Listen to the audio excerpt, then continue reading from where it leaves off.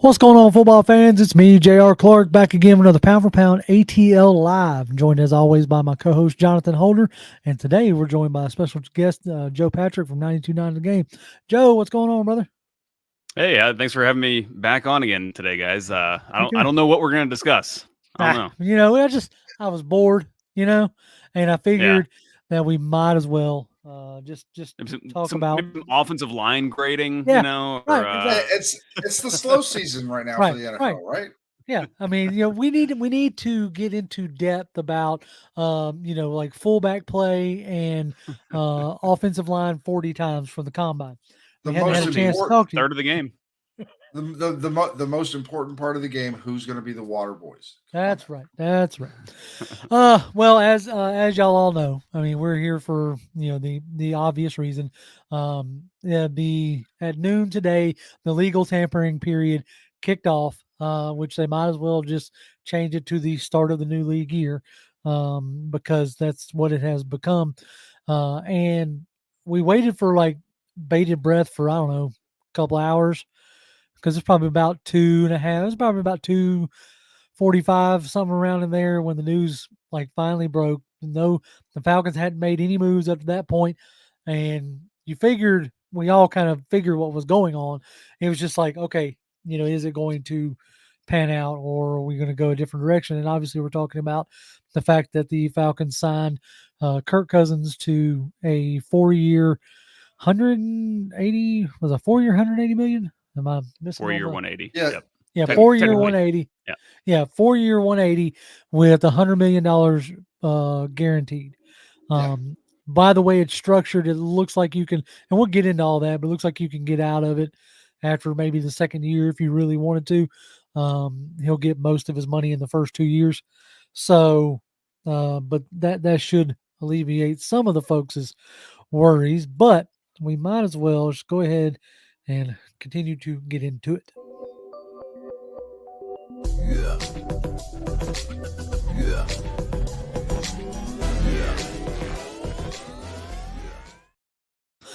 Yeah. So Kirk Cousins, Terry Fontenot got his guy. Joe, what does it look like? What does it sound like over there with the craziness going on at the station, sir?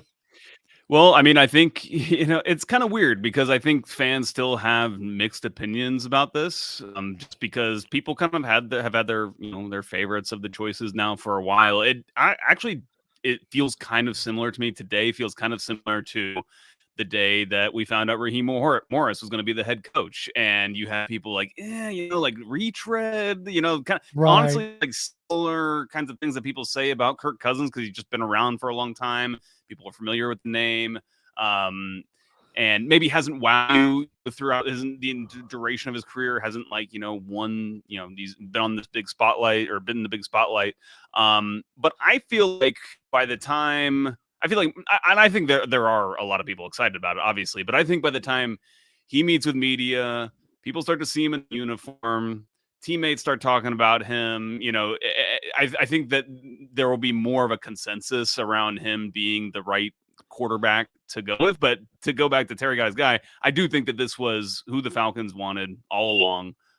It's not really surprising to me because I've always assumed that this is kind of going to be the case ultimately, and I always just felt like Atlanta had the financial resources to make sure they got this done, where Minnesota could kind of only go to a certain point, and the writing's kind of been on the wall about this now for several weeks. So I'm glad they got it done. I am a Kirk Cousins believer. I think he's super impressive as a quarterback, even though he doesn't have the strongest arm. But I'm also excited that it's now done, so we can not have this raging debate now every single day. Well, we're still going to rage and have debates, Sure. but now it's just going to be whether it's worth it or not. Let's go ahead and get this going there, Willie Doc. We appreciate you greatly. Thank you, Willie. He says, wow, slow golf clap. Cautiously excited. Now we can go into 5,000 directions at pick 8. Wouldn't be mad at getting a wide receiver, which is something we're going to touch with you on because you've already been kind of tweeting that stuff out there, Joe. Mm-hmm. Wide receiver would still prefer an edge, though. Let me go ahead and get Fred in there as well. Fred, we appreciate you greatly. Thank you, Mr. Butts. Here's the dichotomy, right? Here's the, both sides of it. Says don't like the move, but hope we win. But one of the worst contracts we've ever done. I don't agree. I don't agree there at all, Fred. Yeah, we'll talk about that the later. structure of the contract. Jonathan, what was your first initial reaction when the news broke? So my first reaction was, it's fine. It's done. I was happy about it.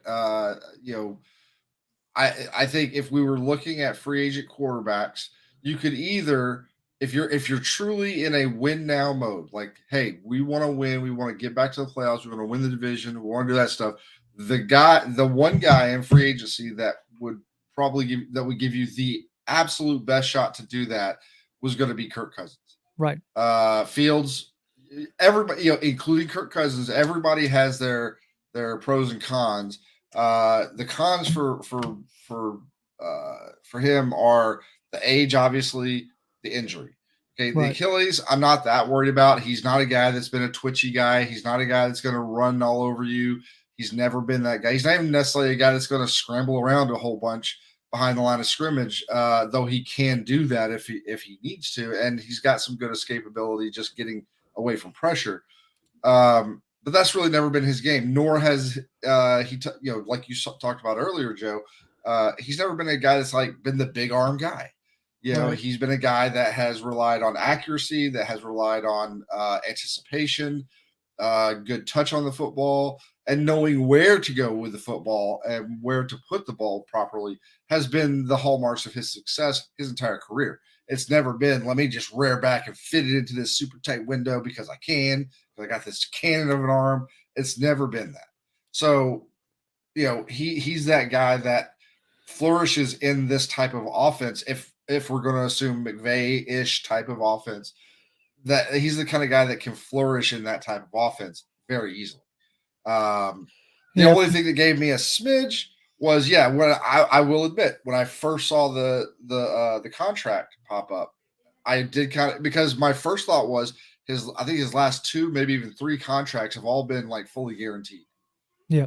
So when I saw he's the played, total number, he's played 9 years on guaranteed contracts. Yeah. So when I saw the initial like 4 years, 180, I was like, oh my God, that's a lot of money, But then once I started getting the details about what it is and how this is actually structured out, it's a far, far, far better type of contract than I thought we were going to get. To be completely honest, so it was because like it's 180. His annual value. Here's the deal that for the folks who thinks this is the worst contract ever. His annual value is $45 million a year. That's only $5 million more than the Daniel Jones contract. And if you look at just a normal inflation of contracts in the NFL from year to year, this wasn't far off of just a normal bump for a quarterback, and especially a quarterback that before he got hurt was playing like a top 10 quarterback. Now some people are going to be like, but Daniel Jones wasn't worth the $40 million. Why are we giving him 45 when Daniel Jones wasn't even worth the 40? Doesn't matter. You can't. He got it. Right. Once he gets it, doesn't matter if he was worth it or not. The next guy that gets paid, he's gonna be like, I need to make more than that. Yep. Right. It doesn't matter worth it or not. Daniel Jones's contract is just evidence of what the market rate was at that time when that deal was made. And yeah, I mean, the Pro Football Focus gave it a B in terms of value, which is right. It's not like a steal, but it's good. They're determining it to be good value for the Falcons. The way I kind of think about it is it's basically $45 million a year for 4 years, and the last 2 years are optional, basically, and you would have to pay the $10 million to get out of it too. But it's basically which is kind of funny because I think there were reports that came out, a month ago, maybe more, saying that he was looking for $45 million guaranteed over 2 years. That was the original report, I think, that came out. And ultimately, they added some years onto it that gives them some different flexibilities. But that's basically what he ended up getting. And I think from the Falcons, they're like, okay, we'll pay $45 million a year for 2 years. If you're still balling, we'll do it again for the 3rd year. Right. And if you're still balling after that, I guess we'll still do it again for the 4th. We might as well just kind of keep that rolling. But I doubt that happens. But it's the deal's like shortly after the deal broke, I had a buddy of mine hit me up on text and was like, "All right, he doesn't pay nearly as much attention as I do, because he has a life and all that jazz, whereas I apparently don't." But he was like, "All right, give me the lowdown on Cousins as far as like, is it a good deal or what have you?" And I was like, "Look, either way, you were going to be paying a king's ransom in a sense, if you wanted a quarterback this year, and that was whether you traded up to the big three or you went out and signed, Cousins. The only way you were going to get out of this with relatively cheap deal would be, trading for a Fields. Then you would have to make a decision next year per se whether you were going to pay him a ton of money or not. And I don't know about y'all. Like I said, I kind of alluded to earlier. I don't have much of a life, but as I have been watching the Rams offense, like you're lucky in the sense that you get to see it with a bunch of different people operating it. Whether it's Jared Goff, whether it's Baker Mayfield, whether it's Carson Wentz, John Warford, or Matthew Stafford, and the way that offense looks when Stafford is operating it, when a seasoned veteran is operating it, is light years above anything else. As far as even having Jared Goff, who has obviously looked better in Detroit as he has continued to grow. But I think that's part of the thought process is you have a first time OC who you feel really confident in, but he's never called plays before at this level. He's never had to design a game plan, a full-on game plan, and be responsible for the entire offense at this level. What do you feel better at giving him? Do you feel better giving him a green quarterback out of college? Or do you feel better giving him a seasoned veteran who is already well versed in the language that he speaks? Because all these offenses are like learning a new language.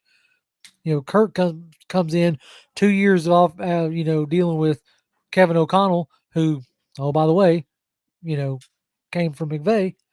So comes from the same type system.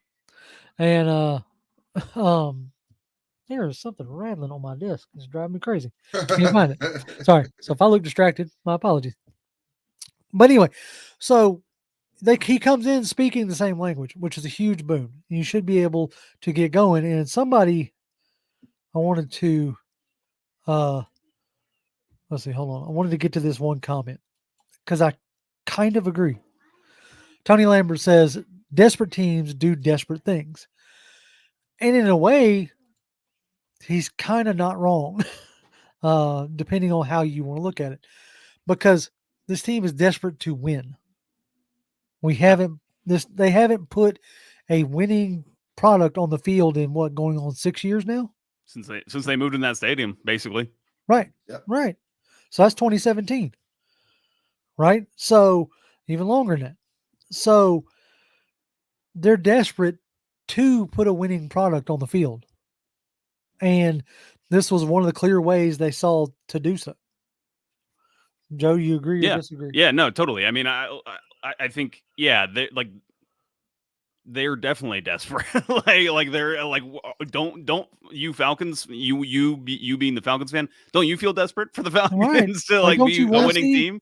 I almost feel like there's some sort of there's like a derangement that's crept in because I think Falcons fans have been beaten down with these poor seasons and underperformance for so long. It's almost like we don't deserve to try to win, to try to make big moves to make ourselves relevant. That we're just kind of like, we deserve to kind of just be stuck in this, it's not even rebuild, just like this perpetual cycle of trying to build a team on the cheap until we finally find some player that helps us emerge from this, and we kind of rise like a phoenix from the ashes. But yeah, I mean, these guys, the players, the coaching staff, the front office staff, like, they're all trying to win. They're all trying to put their best foot forward, just like we all are, like, in our jobs. Like, none of us are like content with kind of just like, like, I don't really like, we're all trying to do our best. So yeah, I mean, I think that they are desperate. They made a big move to push it, and I think that the reason why they landed on Cousins in particular, and this kind of goes back to what you were saying, JR, about, coming from that McVay system where Kirk Cousins was under Kevin O'Connell. Kirk Cousins, if you go back to his last full season in 2022, if you look at his numbers between his stats between the numbers from 10 to 20 yards, that intermediate area, he had 71 attempts. Matthew Stafford last year in that same zone had 70 attempts. Justin Fields last year in a full season had 19 attempts, only 19 attempts between the numbers 10 to 20 yards. He's clearly just not kind of suited for the kind of passing attack that Zach Robinson's going to want to implement with this team. And we heard them talking about this, in press conferences, whether that was Raheem's introductory press conference or Zach's. So, I think that their priority was to find the quarterback that best suited what they wanted. And ultimately that quarterback was the highest price one, the top quarterback on the market. So be it. Let's go out and get the guy. And that's what they did. Yeah. Yeah. I mean, Arthur Blank, if you're a Falcons fan, you should at least be happy to know that for the most part, when there is a clear vision presented, there are no obstacles in the way from the ownership standpoint. And in that aspect, I think that should be something that Falcons fans should be happy about, right? Fred says you got $2 there. And he says he expects Super Bowls, no more excuses. I mean, you can expect Super Bowls. Go ahead, Jonathan. Well, I saw this a couple times where people were like, does this move get us a ring? Does this move this? And all I can say is like, look, we haven't been to the playoffs. We haven't even sniffed the chance to potentially have things bounce our way and luck into a Super Bowl, whatever. We haven't even gotten to the dance in at least 6 or 7 years. Okay. I just want to get there and then let the chips fall however they're going to fall. Like, could we get lucky one year and just get super duper hot at the right time? Absolutely. Could we go in one and done next year? Absolutely. Both those scenarios are equally possible in my brain. Okay. But at the same time, like, at least we had a chance, and we haven't had that in 6 years. And give me, even if it's one and done, give me that chance. You haven't been a part of the conversation.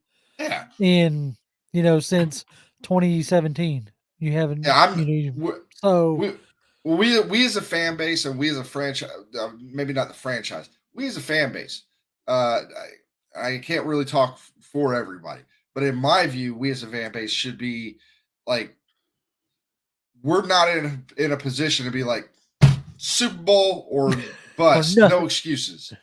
Like, I don't feel that way. Now, if we go on and let's say we make the playoffs, or maybe we win a game this year, maybe the same thing next year, and then the third year we get to the NFC Championship game, maybe lose there, then I'm going to start thinking about, okay, boom, Super Bowl or bust. Once we're like right there, then I'll start thinking about that. But I'm not like, if we don't make it to the Super Bowl next year, it's a failure of a season. If we make it to the playoffs, win the division and make it to the playoffs, and I'll be ecstatic.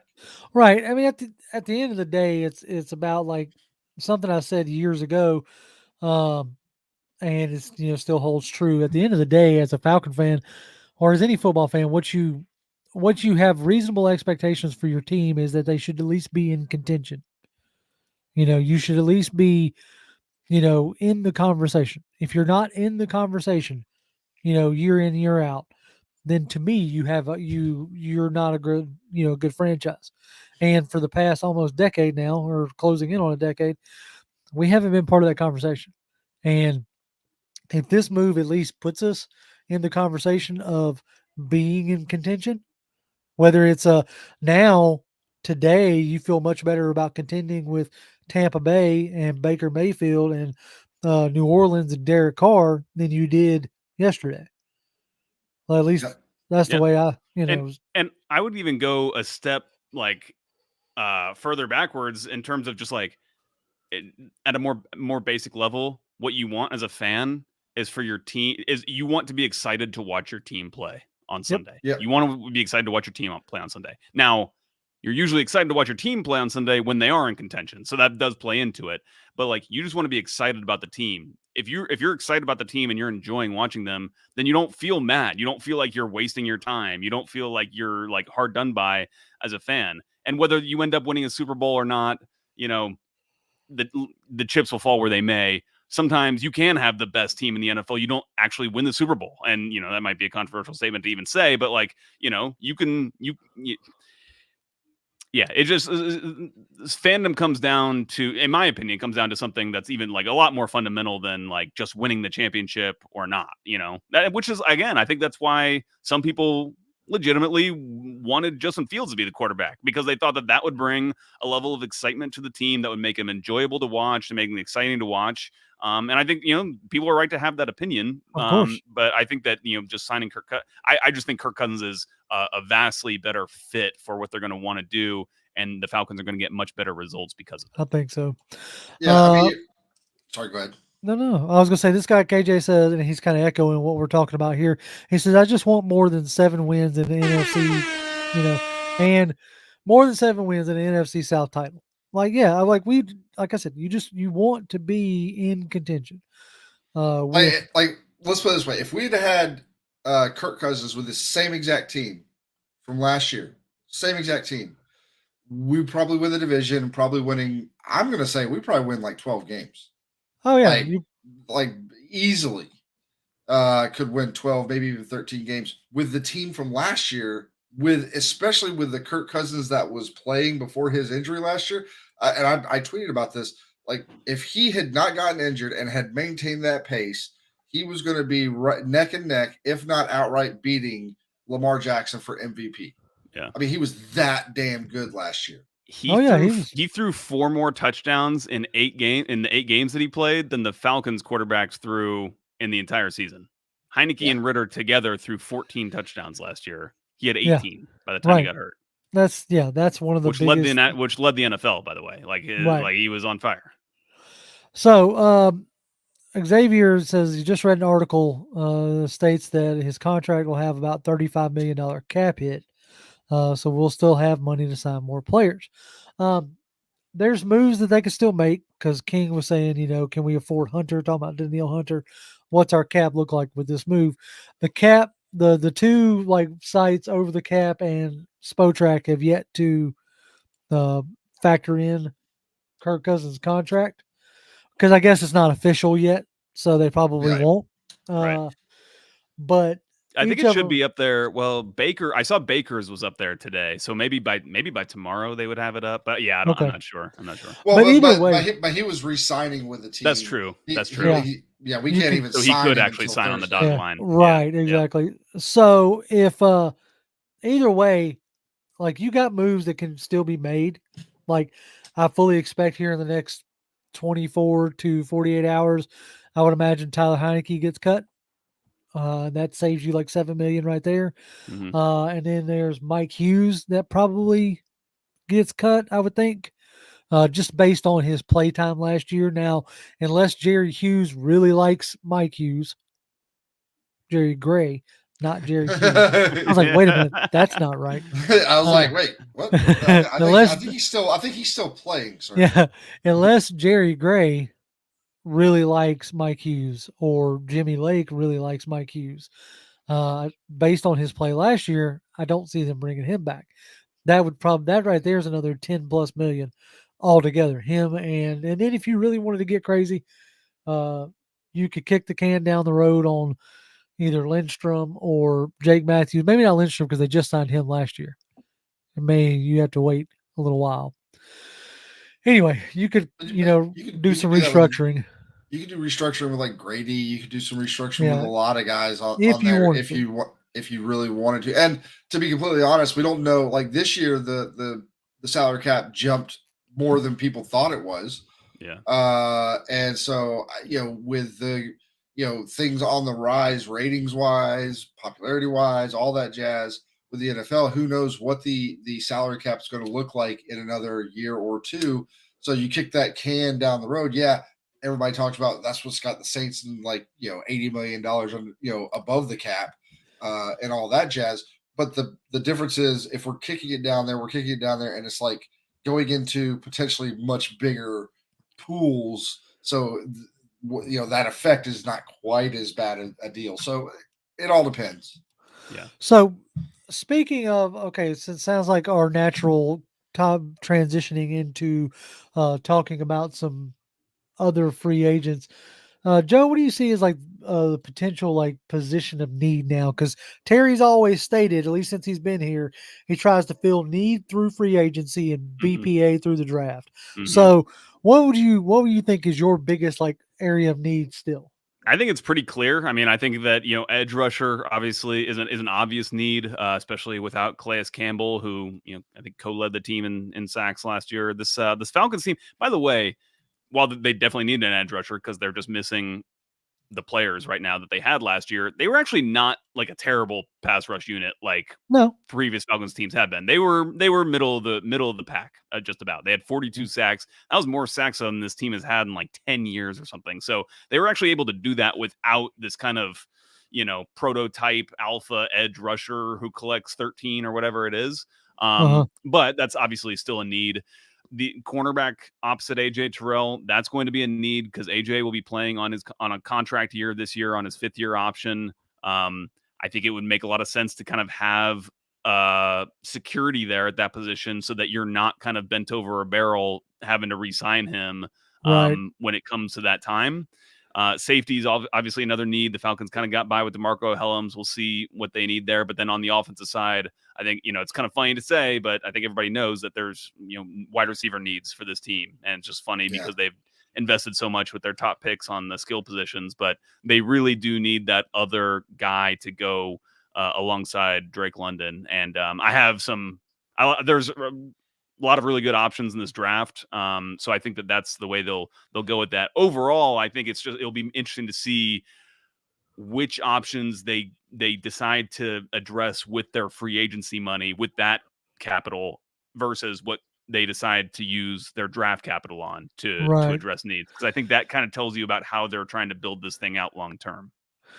So you mentioned edge rusher, which I think most of us agree. So let's take a quick look at like who are via Spotrac, who are some of the guys that are still available. Big names, some of the big names that we were looking for, like the younger guys. Jonathan Grenard is already off the list. He went to Minnesota. Bryce Huff went to Philadelphia. Zadarius Smith re-signs with Cleveland. Leonard Floyd, who we were hoping for here in Atlanta, like that was a name that we were kicking around because of his ties to Raheem Morris. He goes to San Francisco. So he goes back out west from the cold Buffalo out to the sunny West Coast. Marcus Davenport signs a 1-year deal with Detroit. Dorrance Armstrong, who was a under the radar kind of guy, who I thought maybe we could get for a decent price. He follows Dan Quinn up to Washington. Taquan Lewis re-signs with Indy. Epinesa re-signs with Buffalo. Zach Bond, who I didn't even see that come across, he goes to Philly. And defensive end, who I'm not even going to try to pronounce that last name, goes from Jacksonville to Houston. So that leaves us with Big Cat Leonard Williams, who's interesting, and Danielle Hunter, obviously. We would all like Danielle Hunter as far as being a productive, edge rusher. There's Ngakoue down there. Yeah, Ngakoue. You're mercenary for hire, Ngakoue. Yeah. Let's see. Calais Campbell, obviously. I wouldn't be. There's Jerry Hughes. There's Jerry Hughes from earlier. Now you could. Ashawn Robinson's interesting because he played with Raheem out there in L.A. Yeah. No, I don't know about last year, but the year before last. The one name that does kind of stick out to me, Derek Barnett. I wouldn't mind seeing him. Yeah, Derek Barnett. Bud Dupree.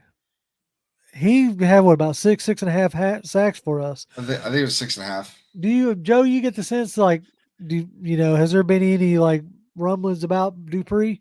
No, I haven't heard any. I don't get the sense that they're not that they don't like the player, but I just first of all, I will say, just for me, it's harder to give you accurate insight because I just have not been around the staff. We haven't been able to Right. just kind of be around them to kind of know how they feel about players or even just kind of styles of players. So don't know, but I just don't get the sense that he's a priority for them. I'm Oh, here's thinking. I'm thinking more. So here's the thing. Like I've seen some people, like in their mock drafts, for example, go with a player like Jared Verse. The Falcons drafted him, Jared Verse, with their 8th pick. And to me, he is very much a player that they would have been interested in the previous regime with Ryan Nielsen, who was running a 4-3, who wanted these kind of their edge players to be a little bit more bigger, stouter, able to play the run and the pass. And now and I don't know if this is right or not, but the way I'm envisioning it is they want their edges to be like more athletic, maybe just like a little lighter, because they're going to be either like pass rushing or kind of out in coverage. They're not going to be doing as much, you trying to use those heavy hands at the line of scrimmage to try to shed blockers. So that's kind of the way I envision it. So that's like one of my favorite guys is Josh Uche, because he's like just like a athletic freak. I love the idea of that. Again, I'm terrible with cap stuff. I refer to so many other people when it comes to like knowing what players are financially feasible. But I do think, to go back to a question someone had earlier, do think that this team will be able to make at least kind of one significant impact signing, like one of these edge rushers. I think so. So I'd be looking out for that. Breaking news. Breaking news. The Panthers just traded Brian Burns to the Giants. Ooh. So he is out of our division. What'd they get for him? They got it. It says he got a 2nd and a 5th round pick. Oh, they didn't have to give up their first. Man, and they re-signed him. That's the Justin Fields trade. Yeah, right. That's a 2nd and a 5th, and he gets a 5-year deal worth $150 million max. Woo! With $87.5 million guaranteed. Nice. So yeah, at least Caleb McGarry's over there doing jumping jacks now. Doesn't have to worry about blocking him. Yeah, he does. Oh my god. Right. Now, talk about like interesting young guys like Cleveland and Farrell, originally from the Raiders, now from San Francisco. He could be cheap if you wanted to also like put a hurting on Carolina. Gross Matos is out there. Mm-hmm. So, but yeah, there's still some interesting names, and I think that they could get some stuff done as far as like signing another big splash type guy, and then you could start like, depending on how you work, like do the structure of the contract, you could bring in mid tier. I mean, they're going to have to. You got 22, 23 free agents, and most of them on the defensive side of the ball. I do wonder if they might have a particular eye on Danielle Hunter. Obviously, he's like one of the best known edge rushers in this free agent class, but this team was trying to trade for one last year when Montez Sweat went to the Bears. I mean, I think it was reported that the Falcons had basically made an offer and thought they had it in the bag until they got one upped by the Bears there. So, and Danielle Hunter was another guy who was kind of openly on the trade market at that point. And I do wonder if, I'm sure they, scouted him in depth, and I wonder if that scouting either steered them more closely toward him in this free agency period, or maybe further away. Maybe there was something there that they didn't like, but he's also one I would keep an eye out for. And also for folks to keep in mind, something I brought up before we got on air tonight was Jay Rogers, our defensive line coach, was the former coach out in the Chargers with Khalil Mack and Joey Bosa. Good call. Yep. And like right now, the Chargers are a Khalil Mack or a Joey Bosa over the cap currently. Like essentially, like what they, what they're owed, is, just about what the Chargers are over the cap currently. Here's I definitely take Khalil Mack. Oh yeah, I'd take Khalil Mack all day. Bosa is so much of an injury scare. Yeah, I worry about that. But Mack is still. Mack did he end up leading the league in sacks last year? For a while, he was leading the league in sacks. I don't know if he's led the league. Insane that he's still doing it. It's just the guy is never quit. And And so if you want to get him in a trade, you now have the Brian Burns trade as sort of a template, and he's a True. younger guy. Mm-hmm. So you got you got a second and a fifth for Yeah, him, maybe you could do something like a third and a for sixth Khalil. or Yeah, a something. third and a Mm-hmm. They sixth have for an extra Khalil. third. Yeah. Exactly. With having an extra third, it would not surprise me one bit if we don't have that third by the time we get to the draft, because you're also thinking about, like, there's been heavily rumored to be in the market for L'Jarius Sneed, wanting that the star role that they have in that defense, that Jalen Ramsey type role. And so we've been linked to L'Jarius Sneed for a while. So it'd be interesting to see if they make that move for him. Since you mentioned that, can I Yeah, want to get your guys' perspective on this, because for I've just sure. been thinking about it. L'Jarius Sneed, because he has been reported to be linked to Atlanta potentially. And if they were to pay him big money on a big contract, then you've got AJ coming up. He'll be coming to a free Ah, agency. Can you actually re-sign him if you already have a big cornerback on a I big mean, wage already? okay, it Makes just sense. depends on, like, how you structure, right? If you really Right. want to. What I'm always interested in, like, you take Ron Rivera. All right. He was, to me, one of the classic examples of, like, his philosophy is, I'm going to build the trenches, not worry so much about the secondary, right? Mm-hmm. And so I wonder if this group, with as many brain power that they have going on with, Raheem Morris, Jimmy Lake, and Jerry Gray, are they're all defensive back guys. Mm-hmm. Like, that's where they have cut their teeth, they have made their money, bread and butter defensive back guys. So I wonder if they wouldn't mind sinking money into, like, because you got Jesse Bates already on a big contract, right? So if you trade for L'Jarius Sneed, that's another big contract, right? If you Mm-hmm. want to keep AJ, that's going to be a third big contract. Right. Right. But I also wonder the like uh the shrewd side of me says, if you trade for L'Jarius Sneed, you're not going to bring back AJ, Right. regardless of how he plays. Right. Yeah. Right. You're going to, 8th overall pick, draft, Teron Arnold or Kool-Aid McKenzie or the kid out of Toledo that ran, crazy fast, Quentin Mitchell, I think is his Quinyon name. Mitchell. Yeah, Yeah. Quinyon Mitchell. So, like, you're going to draft one of those guys at 8, let him play nickel for, you know, a year, and then move him outside when you don't resign AJ. Like, Yeah. to me, that's like where my wheels turn. Willie's sent us $5 a little bit ago, and I want to circle back around to it. We Thank you, Willie. appreciate you. Oh, I did not mean to hide the daggum comment. Go back. Anyway, it says, so I have to believe getting Cousins is tied to a plan for his heir apparent in 2 to 3 years. What do you think that plan might be? So, in a way, you're kind of talking about playing with AJ. What you got, John? I said this actually. I was on Big Lowe's. I was watching his show earlier, and I mentioned this in the chat. I think signing Cousins means you had no path to the top three. All right.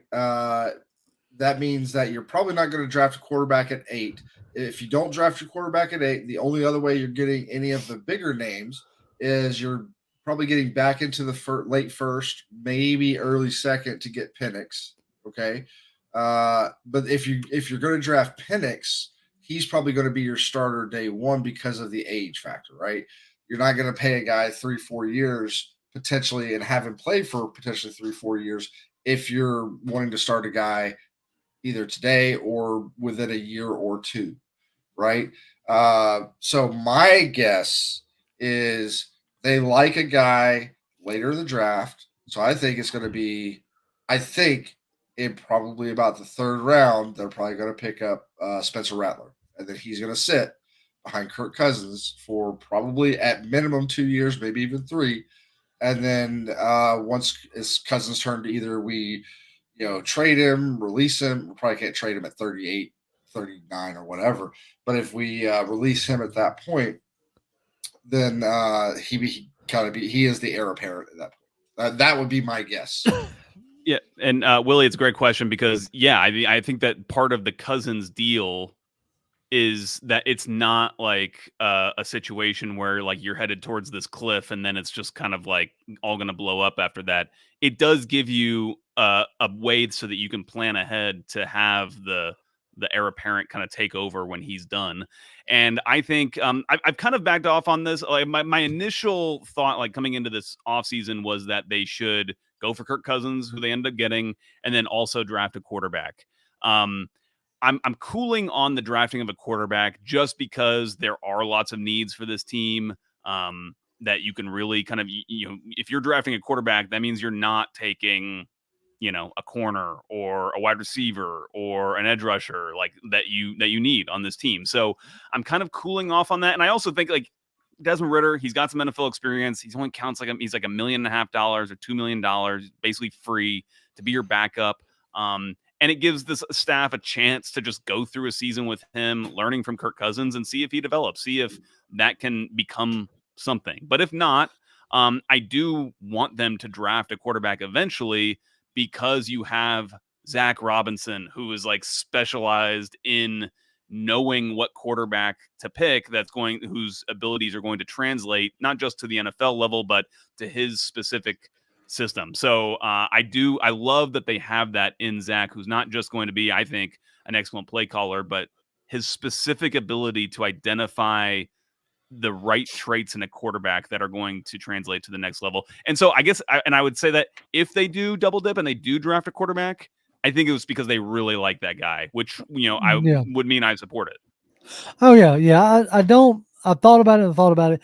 The one thing that changed my mind, honestly, and you may like laugh at me because it's structured in a way that they can move on if they need be, but the fact that it was a 4-year contract.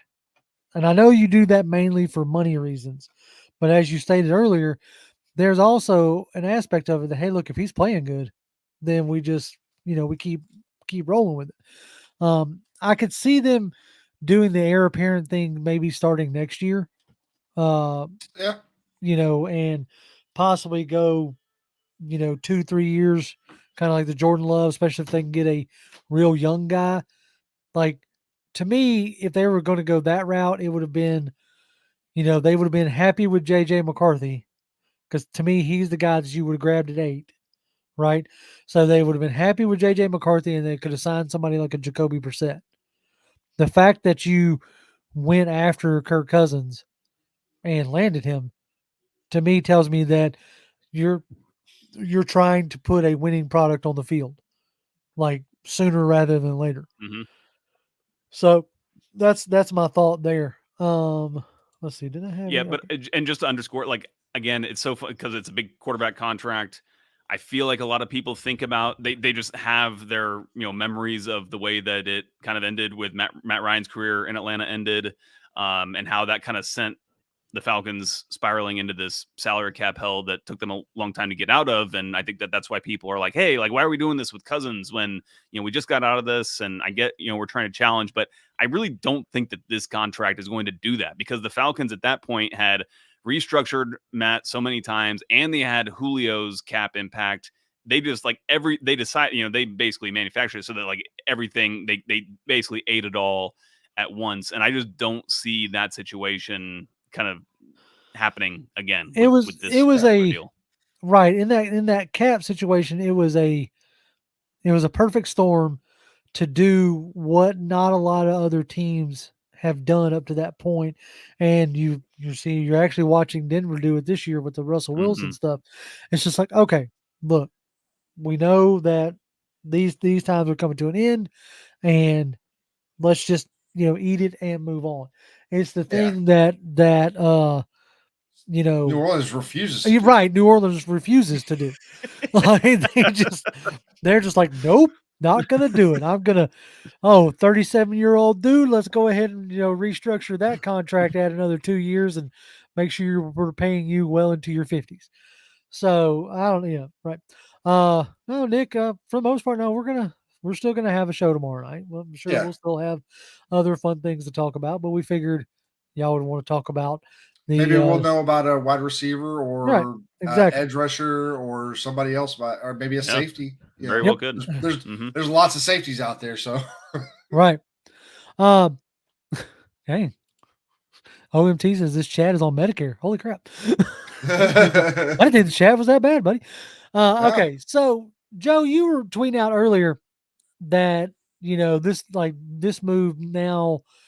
What do you think is in play? We've talked about needs, position of needs. Now let's go like BPA, right? Because that's what Terry says he likes to do in the draft. Uh, what do you think Well, what do you think they do in the draft? yeah, I think if you want to maximize your value, I think Malik Neighbors and this is just me. Everybody's gonna have their own evaluations of these players. For Right. me, Malik Neighbors is one of those guys who, like, if he gets to you, even though you have a need at wide receiver, you might not want to use your first pick on it. But he's one of those players where it's like you can't let him go. Like, you just can't let him get past you. That's how I feel about him. So if he's there, I would take him. If not, if there aren't any of these top wide receivers available to be selected at 8, it probably means the draft has gone a certain way. Probably means that a lot of those receivers will probably let's say three of them with Odunze get selected, as well as at least 3 quarterbacks, probably 4, I think. And then that would be every single pick before. It could very well be 4 quarterbacks and 3 receivers, and then it's the Falcons. So at that point, if that happens, the top offensive tackle is on the board. The top everything is basically on the board outside of those 2 positions. And so I think that you would have a lot of teams that would want to trade up into your spot because they would also have that pick. And with the offensive tackles specifically, it's not an immediate need for the Falcons, although I think it is down the road. And I wouldn't be opposed to them taking a tackle. But ultimately, I think that you could trade out of that slot and just pick up more picks, pick up more value. And ultimately, this team is going to have to draft well. Like any team that wants to compete for a championship is going to have to hit on draft picks. So that's kind of a non-negotiable thing. We don't know if they're going to be hits or not when they're taken, but just giving yourself the most amount of shots to take players, I think is smart for this team, especially when you've obviously just loaded a bunch of money into the quarterback position, which this team didn't have to do these last couple of years. Exactly. Yeah. Like I think right now, Falcons fans are like, why not Dallas Turner at 8? Now, I would take Turner at 8. I would take Versa at 8, but the consensus, like Joe was just saying, is that those guys, they're not like the extreme dominant pass rushers that we've had in years past.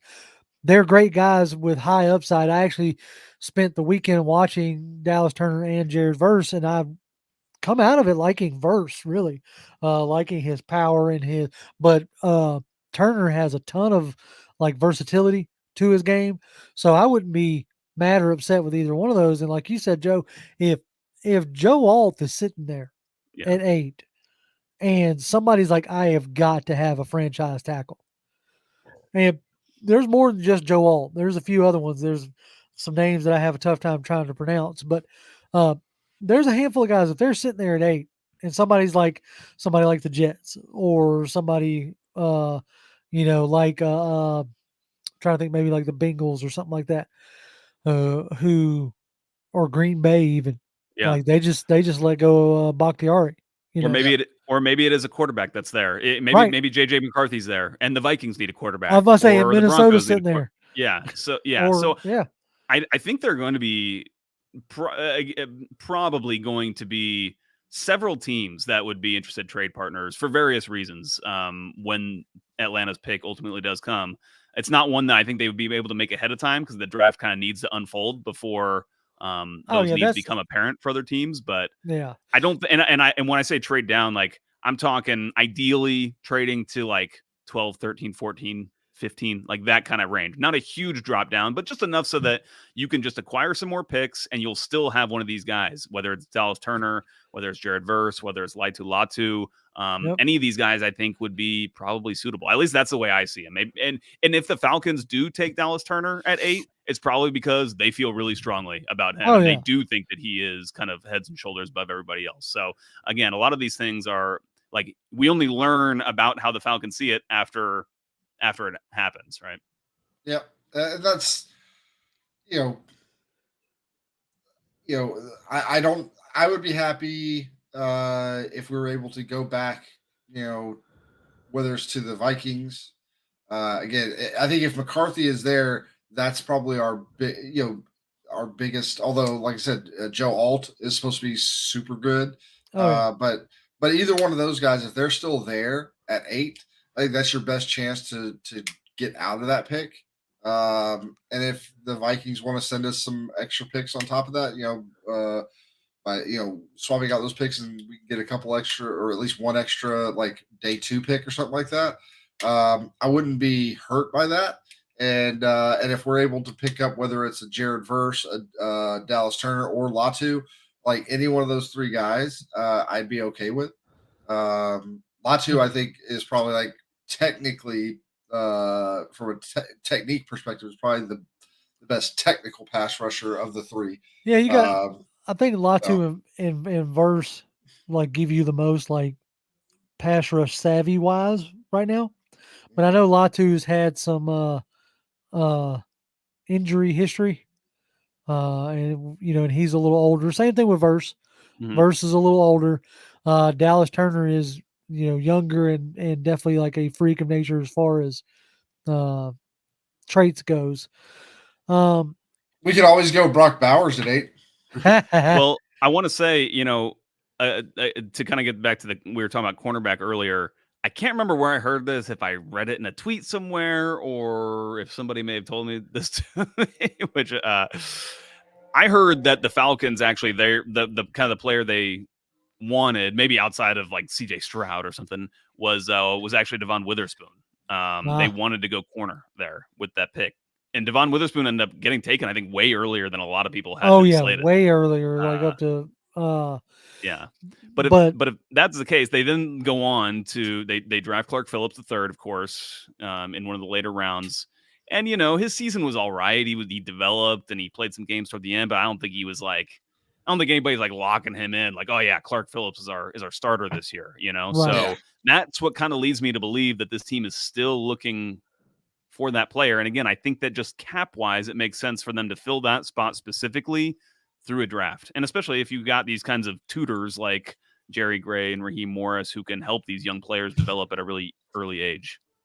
I will say this. The one guy that I really, really, really, really, really hope we figure out a way to get, either he drops to us or we maybe have to trade up for him, whatever. The one guy that I would like to see either late first or early second, day 2 guy. I kind of really want Braden Fisk.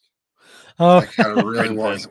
Oh yeah, man. I mean, especially if like depending on like the rehab of Grady Jarrett. Right. Because Braden Fisk is a penetrating 3 tech, which is going to be interesting. Like this, how much do you want a penetrating 3 tech in a, base 3-4? Like, if you go and look at, now I say all that with, you go and watch what Raheem has done the past 3 years. A lot of 4-man rushes. Yeah. So it's not like it's out of the realm of possibility. I mean, Kobe Turner had like 7 or 8 sacks last year from the nose tackle position. So that's another thing that they haven't done yet. They haven't grabbed a nose. Yep. No, we fully. Greg Gaines. I would expect that to be a pro player, by the way. Right. I just don't see them investing a significant draft pick in a nose tackle who might play. There's not really a nose tackle like that. Other than I would, Trevonde Sweat, the Texas guy. Yeah, the Texas guy. Yeah. And you'd probably have to spend a second round pick on him more than likely.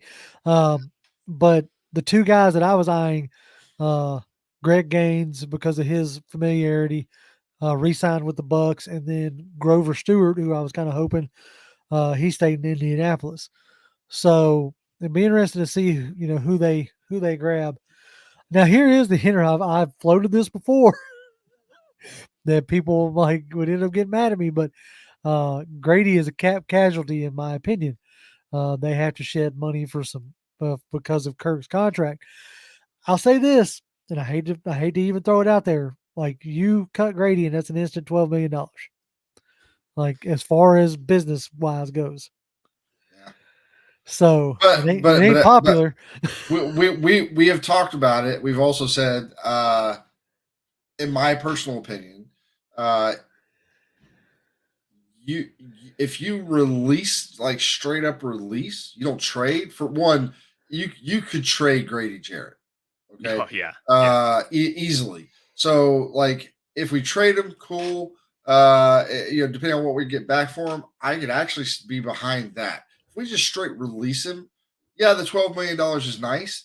The leadership, the respect, the just the overall kind of glue guy ness of him. He's not, and he's not just a glue guy that's like, he's a guy that's on the team. He's a glue guy, but he kind of doesn't really do a whole lot on the field. He's just a good glue guy in the locker room. He's that plus the production on the field. Yeah. So you get rid of him, and it's just like, oh man, Yeah. It's got to be. is the $12 million really I was about to worth say, it? at the end of the day, with a guy like Grady, who is Atlanta, you know, in the sense of being Jesse Tuggle's kid, and being the underdog type, being a fifth round pick, and all this other, to develop into the star that he has developed into, uh, like it has to be more than just a money thing Yeah. to move And he, on from Grady. and he's got a connection to Raheem, as Right. far as like the Yep. new coaching staff connecting with the group of players. Like it's important to have a player like him who can be that conduit. Chris says that $12 million would only cover the damage done Yeah. to the bins when the fans riot. You ain't wrong about that, Chris. You Yeah. ain't wrong about that. But no, Well, it's something you've got to look at. Another guy to look at. I mean, especially if you're gonna, maybe if you do entertain the possibility of moving on, however that happens, moving on from a Grady Jarrett. If that were the case, then at the 8 pick, maybe trade back to 11. He might still be there. Then maybe you're looking at a Byron Murphy to replace him. And he's if in a 3-4, he's like your 3-4 defensive end. And then if you do come down into like a 4-3, he's your internal, pass rush guy. He's a little over 300 pounds, but he's still got the speed and quickness. So but man, I'm telling you right now, Grady Jarrett not being on this team would be wild. Oh yeah, no, It's like hard to imagine, honestly. Yeah, I can't see that happening. I would expect in the next. We're gonna go ahead and start wrapping this thing up. But I would expect in the next day or two that you get a wide receiver and potentially an edge. It may not be big names at either, but I would imagine that because I don't think Terry's going to want to back himself into a corner, so to speak, when he goes into the draft. At least he hasn't done so yet in his 3 drafts prior. It seems to like to give himself as much flexibility as he can. But I'd be remiss to say, y'all ready to talk about Charlie Warner? Yes. I know that's what y'all are all waiting on. Was to talk about Charlie Warner, PFF's second best. What was that, Jonathan? What was it? Second best run blocking tight end, second only to his teammate George Kittle. That's right. Interesting. But I tweeted out, I was like, this is a guy. Obviously, you're bringing him in for run blocking, right, or even pass blocking. But you're bringing him in mostly as a run blocker in the run game.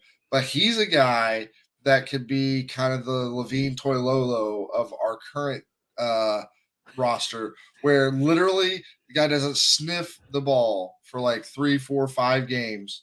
And then some game, maybe, it's a really like anticipated game, high powered matchup or whatever. Get to the late game and you start running all these guys out there, and then he somehow slips like through the whatever, and he's the guy that picks up like that really important first down that you need because nobody's looking at him because he hasn't touched the ball half the year. So like that's the guy that, and I love those guys. I love those guys that pop one every 3, 4 games, and because not necessarily because they ran a great route or that they beat their man, or they did anything like that. It's just they're the unsung guy that nobody thinks about, and they leak out somewhere, and everybody's looking at Pitts and Bijan and Drake, and whoever else we get. And this guy just kind of leaks out, and you toss it to him, and there's nobody around him. I love when that kind of stuff pops open like that. Well, it's interesting to me, honestly, that they decided to spend on this position. They spent money on a pro player for to be a blocker, basically, is what he's going to do. And I think it's no surprise that they go get a guy who's been running Shanahan's offense, which is what this is going to be, and as a player that will be able to do a lot of these things that is asked of these types of guys, which is a lot of times late shifts, before the snap, things like that can be troublesome for a lot of players who aren't familiar with it. I wonder if they end up using him kind of like the new hybrid fullback type situation. Yeah, I think that's what he will. like a use check or whatever.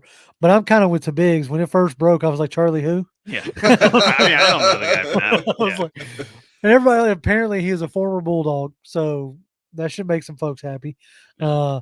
But yeah, I thought that was kind of. But you would think a position like this is kind of insignificant, and that they would just use John Fitzpatrick, or just draft a guy in the 6th or 7th round who can, certainly that guy can block. Not that easy. And I think that it's interesting to me that they found it worthwhile enough to go out and spend $12 million over 3 years, whatever it is, for this player. And it could be like on the back of like, hey, last year we drafted Bijan Robinson at 8. Like, we put draft capital into the running back position. Mm-hmm. I know that wasn't y'all's choice, looking at the head coaching, but he's here and we need to be able to maximize it. And maybe the way they wanted to maximize it is with somebody like that. As Chris would say, he's likely Bijan's new best friend. Right. And so I wonder if, like, what this means for a guy like a Keith Smith, who has stuck on the team for a while now. Yeah. So it'll be interesting to see how that all plays out. Let's see, trying to see if there's any more. Yeah, Tony, sorry, buddy. Both those guys have already been signed.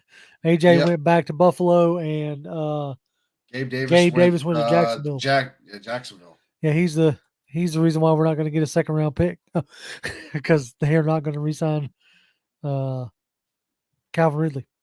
No. So anyway, all right, folks. Well, I think that's going to do it for us today. We'll be back live again tomorrow to rehash any more things that are going on, popping up. Hopefully we have some fun stuff to talk about. Joe, we appreciate your time. Thank you for having me on with us tonight. Yep, absolutely, man. You want to tell folks where they can find you? You can just follow me on Twitter at JAPatrick200. That's good enough. How's the soccer stuff? I know y'all launched the website. Soccer site's going well. Yeah, if you're a soccer fan, 5stripefinal.com. You can go sign up there. Season just started, having a good time. But yeah, all good. Real quick, as an aside, because I haven't really been paying that much attention this year. Mm-hmm. How is United looking this year? I mean, they lost their first game to the defending champions on the road, 1-0. They didn't play great, but it wasn't a terrible loss. And then they played their first home game this past Saturday, so they've only played 2 games. First home game this past Saturday, they blew out the other team. They were winning 4-0 at one point. It was 4-1 final. Yeah, right. Yeah, but they should be good. Nice. They should be challenging for a championship this year, I would think. What the one guy got a hat trick. What was his? Yeah. Yorgos Giacomakis had a hat trick. Yeah, GG. sure. Yeah, exactly. Yep, yeah, GG. GG. Yeah. So he said GG. Yeah, he did say that. Cool. Yes, he did.